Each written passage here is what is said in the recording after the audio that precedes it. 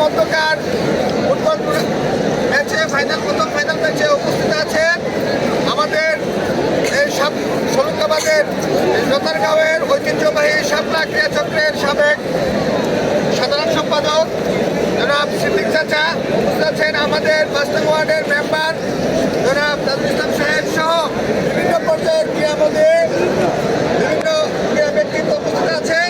যেহেতু সময় স্বল্প, আমরা প্রত্যাশা করেছিলাম যে 3:30টার সময় খেলা শুরু করব, কিন্তু একটি দল আসতে লেট করায় খেলা শুরু করতে বিলম্ব হচ্ছে।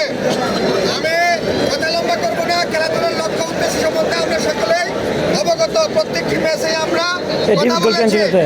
সর্বশেষ আমরা এই টুর্নামেন্টের শেষ পর্যায়ে আর মাত্র 3টি ম্যাচ, এই 3টি ম্যাচ সফলভাবে শেষ করতে পারলেই আমাদের সকলেরই সফলতা এবং ভবিষ্যতে এই ধরনের টুর্নামেন্ট আরো ভালোভাবে আয়োজন করার পথ আমাদের সুগম হবে।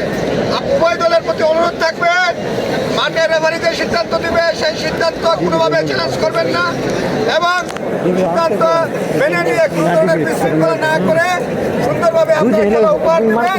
এবং আমরা যারা মাঠের বাইরে থাকবো, আমরা কোনোভাবেই মাঠে প্রবেশ করব না।